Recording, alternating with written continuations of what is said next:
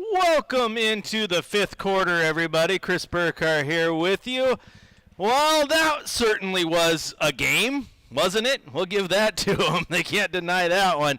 Oh, the Blazers played pretty hard for a large chunk of this game, and then all of a sudden the second half happened. That was not ideal if you're a Blazer fan, as they end up falling to the Oklahoma City Thunder 137-114. This is the fifth quarter here on Rip City Radio 620. If you want to join in on the conversation, you can go over to Twitter, type in Chris J. Burkhardt. You can find me there, or you can go to youtube.com, type in Rip City Radio, and you can join the chat there with us as well. This was one heck of a fun game, I'll tell you that, until the third quarter happened when the Thunder just absolutely took it to the Blazers, and the Blazers had no answer for it. Shout out, too, by the way, to some fans out there tonight. I hope they're listening. They said they were going to listen over there on their drive up to Seattle. I ran into people who live in Seattle who drove down to Portland to wear their Phoenix Suns gear because they're Suns fans. And it was a fun little experience sitting there talking to Zach, Z-A-C, easy to remember. He asked me how I felt about Ayton, and I said, I like Ayton. He's very talented. Just sometimes I wish he brought it more. He can be hit or miss. And he's like, that's exactly how we felt in Phoenix. And then he brought this quote to my attention that I have to look up to verify its authenticity. But he said in Phoenix he was asked about his motor, and he said he doesn't have a motor. He's Tesla. He runs on the batteries. Okay, whatever you say. Whatever you say, DeAndre. If you're going to have a nickname, though, like Dominating, you got to dominate every single night. Unfortunately for DA, the streak of 5 straight double-doubles to start the season came to an end today, as he ended with 14 points and 5 rebounds. That's been your DeAndre Ayton update, courtesy of Zach from Phoenix, who lives in Seattle. All right, looking at this box score, though, again, it was a 137-114 final score for the Trailblazers as the Thunder grabbed the victory. Luguentz-Dort had 8 points, 5 rebounds, and about 20 takeaways, it felt like, where he just jumped up and ripped the ball out of the hands of someone because he's just a force. I don't know if I've ever seen a player, quite frankly, who is all of 6 foot but plays like he's 8 feet tall. Like, he's absolutely incredible. And that's really this entire Oklahoma City roster, man. Up, down, everywhere, left, right, top, bottom. This team just plays incredibly big, even all their small guys. It's a very, very good problem to have if you're OKC, and that's what makes them just so hard to defend, so hard to score on because they're so darn good defensively. Like, this team is well-rounded. It's something Chad and I talked about in the pregame show on Rip City Drive, actually, just about how, a lot of people are pegging them as a favorite in the West, and right now at 5-0 and the way they're playing, yeah, I can see why. Jalen Williams had 22 points on 8 of 12 shooting. Chet Holmgren, he was held to just 6 points in 18 minutes of action. Did have 4 personal fouls, but they didn't need him tonight. Isaiah Joe had 12 points. Shai Gilgeous-Alexander led the way with 30 points. And he also had Aaron Wiggins had 13 off the bench, as did Cason Wallace. So a good all-around game for OKC. For the Trailblazers, given their box score a quick look, that was a 13-point game from Toumani Camara, who was pretty aggressive all the way around. 3 of 5 from the three-point range, which you definitely like to see him getting aggressive in that part of the game.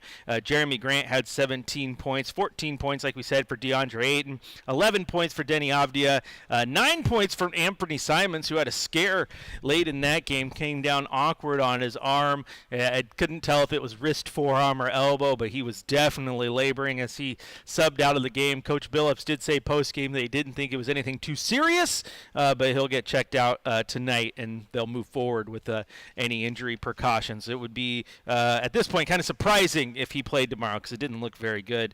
Again, probably not a long-term injury according to Billups, but definitely something that's probably going to be sore when he wakes up in the morning. Looking at the bench, 24 minutes, 8 points, 5 assists, 3 rebounds for Scoot Henderson on 3 of 8 shooting.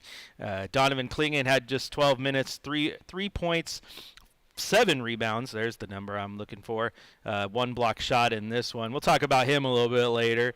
Chris Murray, he had 9 points, 14 points from Ryan Rupert, who hit 4 3-pointers. Incredible day for him. That's 2 games in a row where he got in and played very, very well in those spot minutes. So shout out to Ryan Rupert, and then Delano Banton ended with 11 points, even though he just played the final 9 minutes of the game after that Anthony Simons injury. A little bit more on Donovan Clingan. It was interesting. I was a little irritated in this game, quite frankly, and I get the pushback I got from a friend of the show, Dan Meringue. But I did not like the fact that you're getting towards the end of the third quarter and your seventh overall pick had just 6 minutes of action. Now, I get that Oklahoma City is a smaller team who's going to make your bigs run, but I also have been fed forever that this team is in a rebuild. And if you're in a rebuild, get your guys out there. You cannot, to me, just put your guys in positions to only succeed, to only put them in positions where they're comfortable. To get better, you got to be put into situations where you're uncomfortable too. And we're talking game 6 of an 82-game season against one of the best teams in the league. Put him out there. Well, he's going to have to guard Alex Caruso because they're going small. I don't care. Put him out there. Let him get some run. He went out there. The game was already kind of out of sorts, and Oklahoma City went on the run. I get it. I understand that they're playing small, but man, you going to go your entire career not ever playing against a small lineup because you're 7 foot tall big? Not in the NBA, man. And then we keep hearing that he's not up to condition yet. Like, that's not concerning? That your 7th overall pick can't play more than 15 minutes a night? Like, I don't like that. I don't like that. I got some pushback, which is fair. A good debate with my man Dan Meringue, but man, I just want to see him out there more. He's been efficient with his minutes. In this one, he played again just 12 minutes, only had the 3 points, but he was pulling down boards, had 7 of them, was trying to be aggressive wherever he could. I liked some of the defense he played against Chet Holmgren, got a couple rookie calls there that you can just do nothing more than scratch your head and go, welcome to the league, kid. But I get it. I get what the pushback was. Oklahoma City does play small. Oklahoma City does stretch the floor. Oklahoma City does make your bigs work. I just wanted to see Clingan get a chance to try to go to work a little bit. If he's going to falter, he's going to falter, man. It's game 6 of his career. Learn. Sometimes you got to be thrown into the fire a little bit. I wouldn't have minded that tonight. Of course, the team, I guess, was trying to play for a win because I don't think anyone expected it would be tight 68-68 at halftime. The team was playing well. So, Coach Billups gets paid more money than I do, and I don't coach the team. So I guess he was right tonight.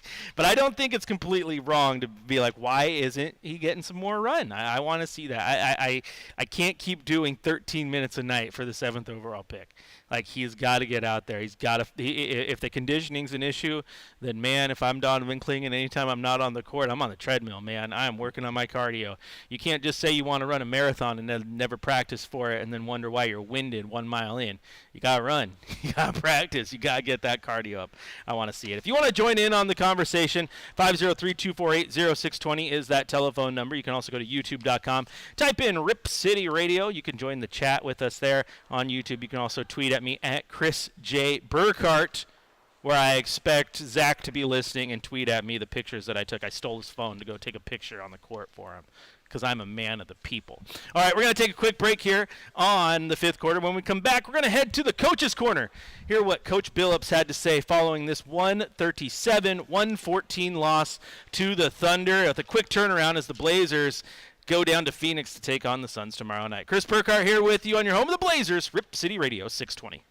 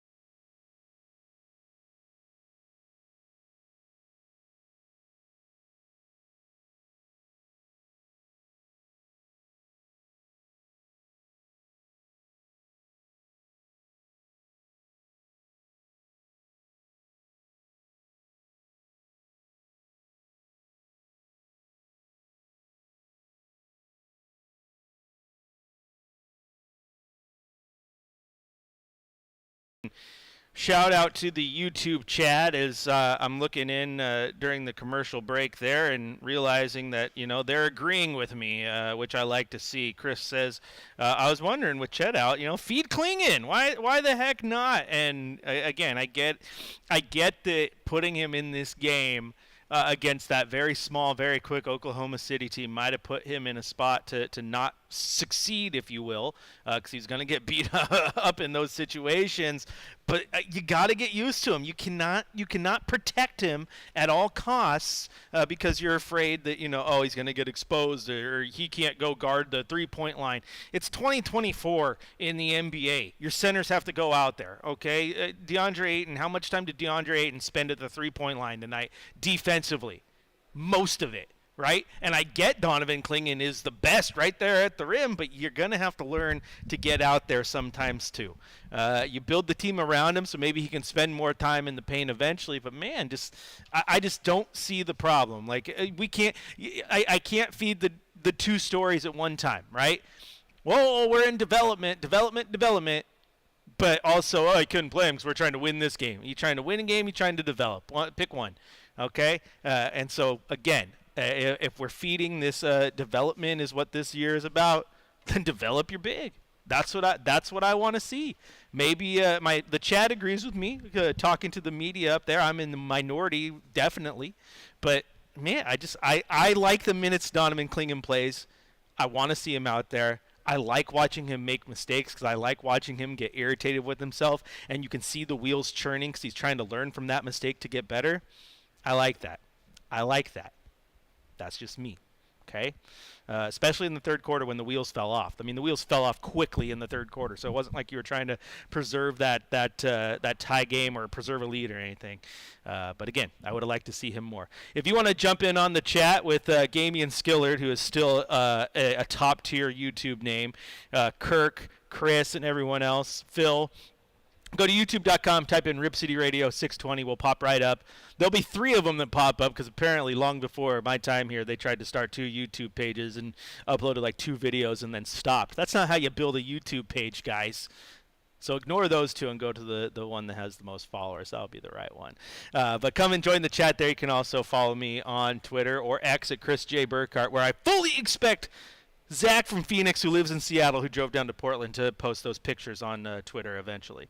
All right, if you want to join the phone lines, like I said, 503-248-0620 is that telephone number, where right now we will head out to our main man, my quantum physicist, Victor in Turkey. Victor, welcome into the 5th quarter, sir. Hi, Chris. Thank you for your time. Always. I have a good eyes, and I look at this game or every game the Blazers play very carefully. And because I have some experience in a sport, harder sport, I think the one, there's a big difference between soccer and the basketball. But the thing is, one of the obvious thing is that soccer you play with your legs, don't use your hand. But the basketball, you use your legs and hand both. I think that's one big difference.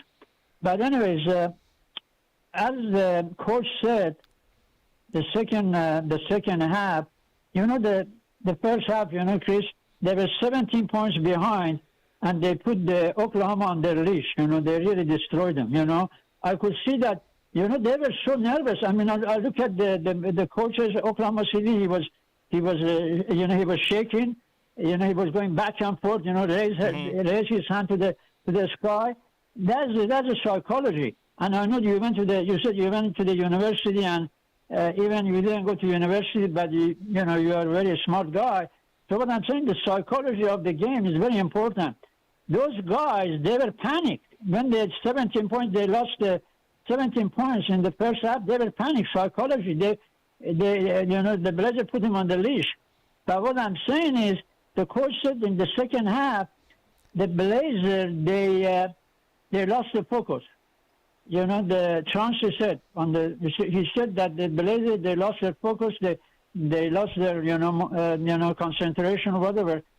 So I want to ask you later if you were the coach. But what I'm saying is, I'm talking about the Anthony Simon, my best guy. You see, Anthony Simon, I swear, man, Anthony Simon almost lost his hand. And what I'm saying is that the referee, believe me, I watched this game twice. The referee, when the Anthony Simon, he went for the, for the shot against the Holgren, the big guy, the tall guy. Big old Chet. That was obvious foul. Yeah. Yeah, Holgren. That was an obvious foul because when he went up, the Holgren hit him with the lower body. He not hit him, but he kind of disturbed his shot with the lower body. And also when he came down, you could see his hand hit his Anthony Simon hand. And the referee said, okay, the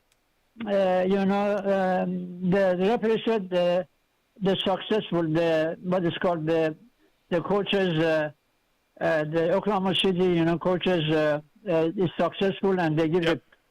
And Anthony Simon at that time, he was very pissed off. And not only that, there was another one, two obvious ones. The other one, they didn't show the whole scenario, but I watched it.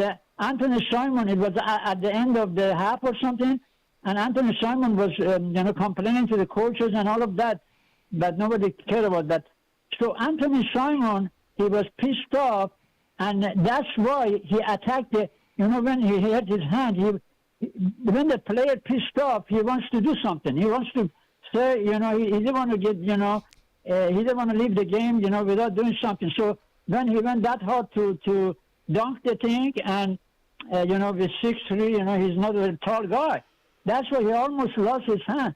So what I'm saying is, if you were the coach, I can be the coach. I know that I can be. But how about you? If you are the coach and you see one of your good players, one of your expensive and good players, he doesn't have the good game, you take him out and you put the Benton. Benton is a good player. You put him back in and you save the other guy. Anthony Simon, you remember he hurt his leg last year. He's not a strong player like the Henderson. He is not a physical player. He is the least physical player on the team. And what I'm saying is, you have to put him in a place that he can score better, or he can do better, And in this situation, they have to take him out. I have no doubt. They have to, because they were 30 points behind, 20 points behind. Why you put him out there? And he's not a physical player, and you don't risk his life. If he broke his hand, you know what will happen? Well, not only he get mad, but the Blazers, they lose one of their best players, All right. There are some, it happened to the, Yeah, so I feel you, Victor. You would do that. I feel you, and that's a good question. But here's the thing: at some point, too, I mean, you can't play within constant living in fear of if someone's going to get hurt if they're out there or not. That one I'm not going to do. I'm not worried about this is my best player and my highest paid player, so I got to go protect him at all costs. And the team was trying to find something to come back. To your point about him getting hit quite a few times, I mean, as I tweeted out at one point, like, they were letting him play tonight. That's for sure. I mean, Jalen Williams got teed up because he got hammered on one end and there was no call and he didn't like it. There was a spurt where they were just letting him play. Now, I'm with you. When the game is out of hand, yeah, wave the white flag, man. Put him out there, the bench out there, get the starters out, and, because there's just no point at that point. But if you're trying to win the game or you're out there running your rotations as normal, you ain't worried about injuries at that point. And Ant's the type that likes to get out there. I like that fire from Ant where, as he said, he got a little PO'd. I like that. I like that from him. I want to see it more, quite frankly. So I get why you don't want him to lose his hand and lose his career or anything, 'cause he's your guy. He's your guy. But at the same time, I mean, I'm not subbing him out to put in Delano Banton. I'll tell you that much. So if you're going to sub him out, put Scoot out there. This love for Delano Banton because he puts up good numbers against the garbage minute guys is. There's a reason he's not getting in all the time, guys. Like, I like Delano Banton. I praised him last year too, but he's not the savior. I'll promise you that much. Shout out though to Chris, a good one here. He says quantum physics suggests it's theoretically possible for Ant to enter a wormhole and end up on another team in a nanosecond. Sorry, Victor. Yeah, that's right. Throw the quantum physics right back at him. And also, shout out to he. This is now his name, and if I ever run into him again, that's what it is. But shout out to Zach from Phoenix, who lives in Seattle, who drove down to Portland to watch the Oklahoma City Thunder play, because he listened to me and jumped on Twitter and posted the pictures. Because I did. I took his phone.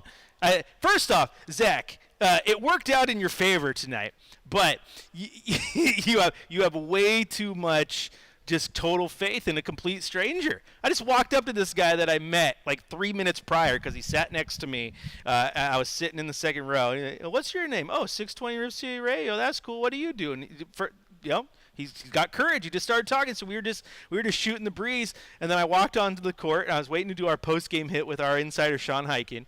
And I was like, I run back. I'm like, oh, all the Thunder guys are right here doing their post game interview. I'm gonna go take this guy's phone and take a picture for him. So I run over there. I'm like, hey Zach, give me your phone. And he just hands me his phone. Put it on picture mode and hand me your phone. And he did. I could have just bolted.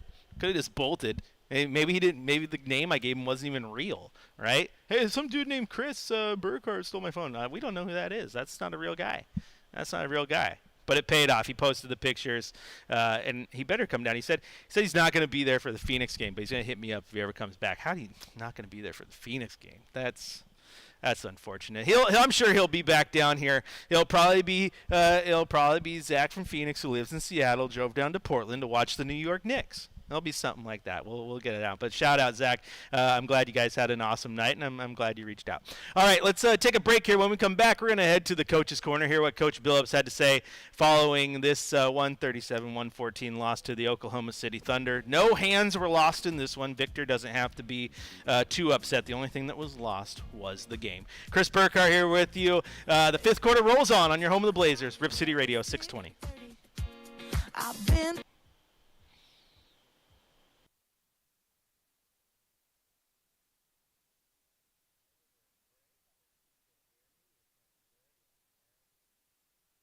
Yeah, I got you.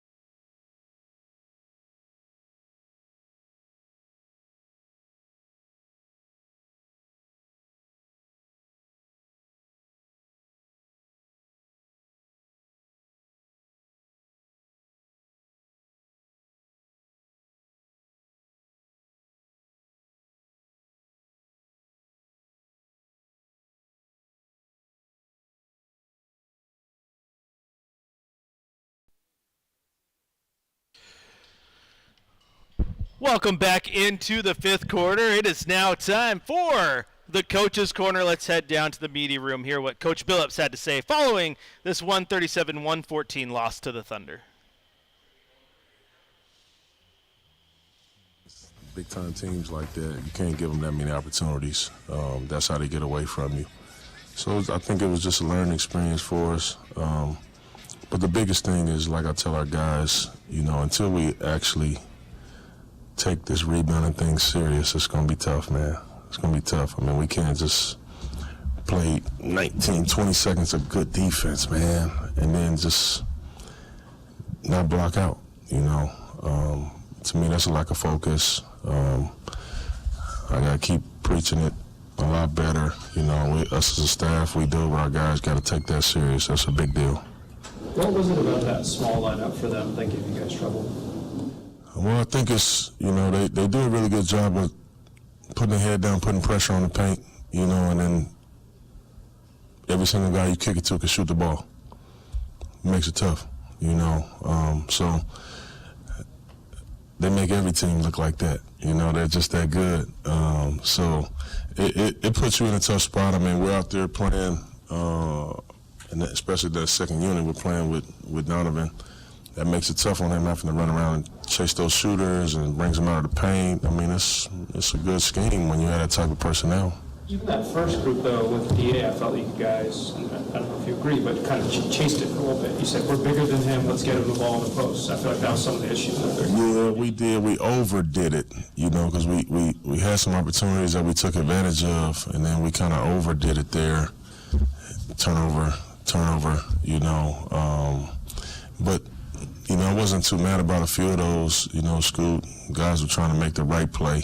It was just kind of at the wrong time. That's really just a lack of experience, That's what they actually want you to do, is chase that. Then they're going to front it, then they're going over the top, they tap it, They just kind of lured us to sleep with it. But again, it's just youth right there, though. You talked about the rebounding thing being a lack of focus. What's it going to take to change that? Focus. No, seriously. It's just that serious. It's just that simple, to be honest with you. It's just as simple as your natural instinct when that shot goes up is to look at the ball. But the habit that we have to break is that you have to not look at the ball. You have to look at your man, see him running, hit him first, and then go get the ball. It really is that simple, But your instincts will always take over most of the times. And when the ball goes up, you just kind of relax and look at the ball. They working. And I always said, like, really good rebounders, they do their work when the ball goes up. Most of the time you do your work when it comes off of the rim. It's too late. It's just too late. So it's a lack of focus. And we got to get better at it, and we will. We'll get better at it. Jones, in that same vein, why do you think you guys are so good on the offensive glass, but you're struggling to find the consistency on the defensive glass? Yeah, that is so funny. I always talk about that with us because we making a point to go on the offensive glass. I've always thought, and this is not just me as a coach, this is period, I've always thought that most guys go to that offensive glass because of what the result could be. They get the ball and they can score it. Defensively, it's a little different, So I've always just kind of thought that, But we make the same, we stress the same importance offensively and defensively. And we just have to get a ton better there, man. Are there positives you can take from this game? I thought our bench came in and did a good job. I thought Roops continues to play better and better. They gave us some good minutes. But I thought that stretch where we got back in the game and fueled us was pretty cool. We went small. I didn't think our small lineup, we didn't get a chance to do it long enough because, obviously Ant came down on his elbow or on his arm. But so we got everybody out of there. But I was looking forward to just kind of seeing that lineup get out there and rip around a little bit. But, I didn't think we played poorly other than that stretch right there just crushed us. On that note, is there any update on that? No, they just they looking at it now. None of us think it's too bad, but. Can you speak just more specifically about what was working so well during that second quarter stretch and what you can carry over into other games from that? I think what worked so well during that stretch is we got them to miss shots. We rebounded and we played really fast, man. Played really fast. We got the ball moving. We didn't allow them to set up their half-court defense.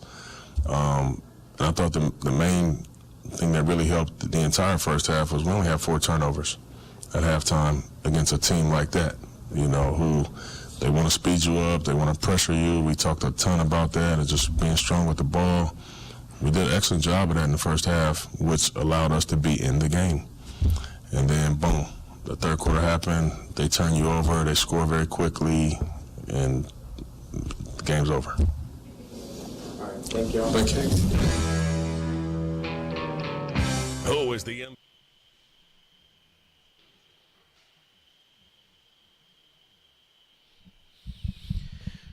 Time now for your game ball here on the fifth quarter, and my game ball tonight is going to the youngin' Ryan Rupert. 22 minutes, 14 points, 4 3-pointers. He played well, and if he continues to play like that, he's gonna unfortunately for Jabari Walker lovers, he's gonna take all Jabari Walker's minutes. It's great to see him get out there to fly around. As Coach was talking, wanted to see some fun lineups in the second quarter, second half, but then Ant got hurt. But Roops, he's shown growth, man. He's shown a ton of growth in these early season games, and that's what I wanted to see coming into this year, was the growth and how these guys are maturing and getting better. And you've seen it from Chris Murray this year. You've seen it. I honestly think you've seen it from Scoot. He's starting to play a little more in control of himself the last few games, filling in and getting comfortable with that backup point guard position. But then Ryan Rupert, man, it's so much work he's put in. He's going to be up here on the roster for a minute. Like, he's not going to be bouncing back and forth between the G League. No, I think he's going to find a way that he's going to be a legit rotation guy. Now, there's still going to be nights where Walker gets in and he doesn't. But, man, tonight, you love to see that from him. Absolutely love to see that from him. So he gets my game ball. Definitely gets my game ball, because in a loss there's definitely some positives you can take between him and Tamani Kamara. A shout out to Tamani, because holy smokes, at one point I looked over to Sean Hyken, our new Trailblazers insider. Follow him and get all the latest there at the Rose Garden Report. I looked over at him. I'm like how many times can Tamani Kamara play basically perfect defense and then OKC still hit the shot? Like, sometimes you just get beat, and that's what happens. So, pretty incredible game from Tumani, quite honestly. Defensively, I don't say this lightly. He's the most fun I've had watching a defender since Wes Matthews was on this team. He makes watching a guy play defense fun. He's all over the place, but gosh, OKC hit shots. All right, let's head out to Salem, where Elijah's on the line. He's called in a few times, and I don't know if he's getting disconnected or Shacker wasn't answering the phone, but he's finally on hold. He's ready to go, and he wants to get something off his chest. Elijah, welcome into the fifth quarter. Floor is yours. Hello? Hello, floor is yours, my guy. Hello? Hello. Hello? How's it going? Good. What you want to talk about? We got to do something about this Chauncey. This Chauncey is driving me crazy. He's crossing his fingers every time. He's not coaching the game. He's just driving his fingers. I don't know what he's doing, but it's not working, and it's hard to watch. And I feel bad for all these players out there who's doing their job, and then you have a coach that doesn't even coach the game. He just crosses his fingers and just watches happen, and it's just driving me crazy. And we got to do something to figure it out, but it's just not working out. All right, Elijah, thank you for the call. And you know what? I don't know what the future holds. So I'll tell you this, good sir, you're not alone. You're definitely not alone. I think there's a lot of people out there who agree with you, want to see where they go. I'm just quite honest with you on Chauncey. I still don't know what to think of him, and I don't think that's a great indication of him as a coach. But if you would have put any other coach in this exact same predicament, like it's just so hard to gauge him when it's like, are we tanking? Are we not tanking? Do we have Dame? Do we fake injuries? Do we do this? Do we do that? You know what I'd have to do, quite honestly, is I'd have to spend time and get into the locker room. Unfortunately, I have to get up here for the fifth quarter when the locker room opens. So I don't get a chance to go in there and talk to him. But you got to talk to the players and see how they truly feel about this guy. I know from some of the conversations we've had, some of them love the guy. But it doesn't matter how much you love a coach. Sometimes it just doesn't get the job done, and sometimes you need that change. Unfortunately, I mean, right now it's not going to happen. You can't. 5 games in, there's no one else out there to go get. You got to wait till the coaching cycle hits, and they very well might do that, Elijah. But I will just tell you this: I'm not going to go out there and defend him 100%. But you're not alone. You're definitely not alone in how you feel about Coach Billups. But I'll tell you this: one thing I've seen this year, and coaching does matter a little bit in that for sure, is the progression of some of these young guys, and I like that. Maybe you don't have the in-game X's and O's. Maybe you are good at the progression part, though, and maybe you end up being one of those guys, like a football terms. Like look at Chip Kelly. He's an offensive coordinator again now at Ohio State, and that offense looks pretty nasty. Sometimes you're just better as a coordinator than you are a head coach, right? maybe you're built for it. He wasn't great at UCLA, but here he is, and maybe Chauncey gets a job somewhere again as an assistant coach and absolutely kills it, and then gets a second chance. And we've seen coaches before just start out at their early coaching career not looking great, and then they piece it together. I mean.